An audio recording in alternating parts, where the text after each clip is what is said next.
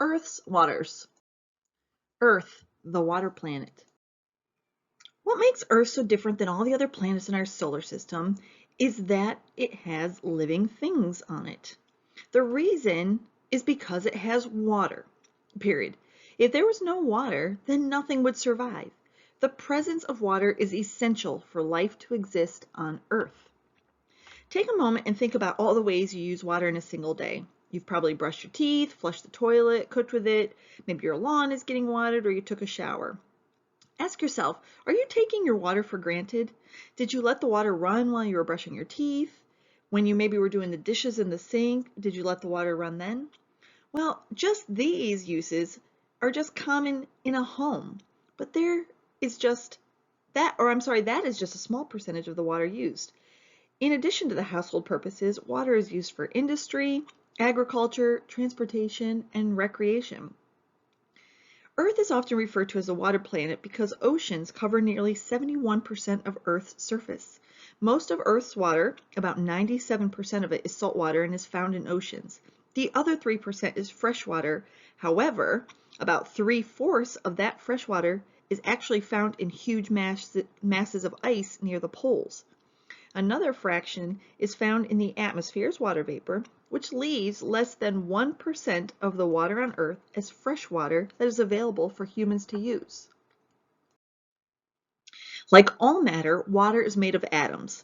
Atoms attached together or bonded form molecules. The molecule for water is H2O, meaning that two hydrogen atoms bond with one oxygen atom. Now, these water molecules have charges. The hydrogens and oxygens are electrically charged, and this is now called a polar molecule. The oxygen ends have a slight negative charge, while the hydrogen ends have a slight positive charge. The result of this polar molecule allows water to have unusual properties because each molecule of the positive ends of the hydrogen actually attract to the negative ends of the oxygen of the next water molecule, allowing them to easily stick together. One unique property of water due to this polar molecule is surface tension. Surface tension is the tightness across the surface of water that is caused by the polar molecules pulling on each other. Surface tension is what allows raindrops to form round beads when they fall on your window. It is also what allows water striders to skip lightly across the surface of the pond. It's almost like it gives water a skin. Now, water is also known as a universal solvent. A solvent is something or substance that does the dissolving. So think about when you make lemonade or if you add sugar to iced tea or a cup of coffee. The water is able to dissolve the sugar and the lemonade mixture because it is polar. The charged ends of the water molecule attract the molecules of other substances, and as those substances, like the lemonade powder or the sugar, are exposed to water, they are going to dissolve into many individual molecules that are too small to be seen. Water can also dissolve a lot of other solids, like salt and soap, and they can also dissolve liquids, such as bleach or rubbing alcohol. Even gases can dissolve in water, such as oxygen and carbon dioxide. One of the unique properties of water have allowed plants to be very successful on this planet, and that property is called capillary action. Capillary action allows water to move through materials with narrow spaces or pores. If you were to take the corner of a paper towel and just dip it in a puddle of water, you would see water molecules start clinging to the fibers and moving up the paper towel.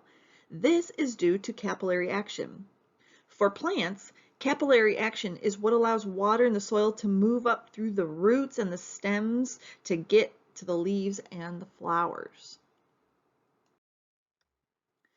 Water is also unique in that it can be found in all states of matter, including solids, liquid, and gases within Earth's temperature range. In terms of chemistry, there is not another substance on Earth that can commonly exist in all of its different states. Most other substances require extremes of hot or cold to change state. For example, the air you breathe remains a gas whether the temperature is outside or whether the temperature outside is hot or cold. However, water can easily change within this range of temperatures. Think of a solid ice cube. Eventually, at a certain temperature, the molecules in the ice cube are going to heat up and start vibrating faster and turn into a liquid or melt. Now, if that liquid water continues to heat, for example, like on the stove, as more energy is needed, the speed of the molecules will increase as that temperature rises. Now the molecules have enough energy to escape the liquid and turn into water vapor. And now the gas molecules of water vapor can spread out to fill your container and move up into the air in a process called evaporation. Now that water vapor rises into the air, and as it rises, it's going to cool down, releasing some of its energy into the surroundings. So for example, if I were to put out a glass of ice water on a hot summer day, I know there's water vapor in the air. So that water vapor from the hot day surrounds my ice water, that it's going to cool and condense on the outside of my glass, leaving water droplets on the outside of my glass. The process by which a gas changes to a liquid is called condensation.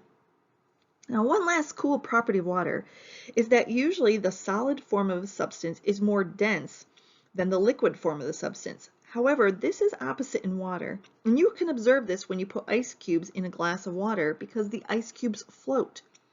If you were to melt wax and take a solid piece and melt it in liquid wax, it's going to sink to the bottom. This doesn't occur with water.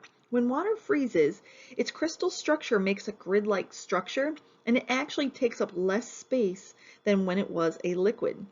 So the fact that the ice floats has important consequences, especially for organisms that live in water such as lakes and ponds. When these bodies of water freeze during the winter, the organisms can actually stay alive since the ice floats on top and shelters the water below from the coldest winds and air. Now, the water cycle is a continuous process in which water moves throughout the environment. And what drives the water cycle is a source of energy that comes from the sun. In the water cycle, water moves from bodies of water, land, and living things on the Earth's surface to the atmosphere and back again to the Earth's surface. The cycle has no real beginning or end. Looking at this diagram, as we explore the water cycle, you can see that evaporation takes place mostly over the ocean, but also from some lakes and some ponds and rivers. And even plants release water to the air. And as this water vapor condenses and clouds form, the water vapor cools. When water droplets become heavy enough, they fall back to the earth as precipitation, with some water soaking into the ground, becoming groundwater, and some floating back into the rivers and lakes and streams, which eventually lead to the ocean, and the process starts again. Here is a breakdown of the definitions of all the steps of the water cycle, including evaporation, transpiration, condensation, groundwater, and precipitation. Once you have these in your notes, let's take a break, and it's time to show what you know.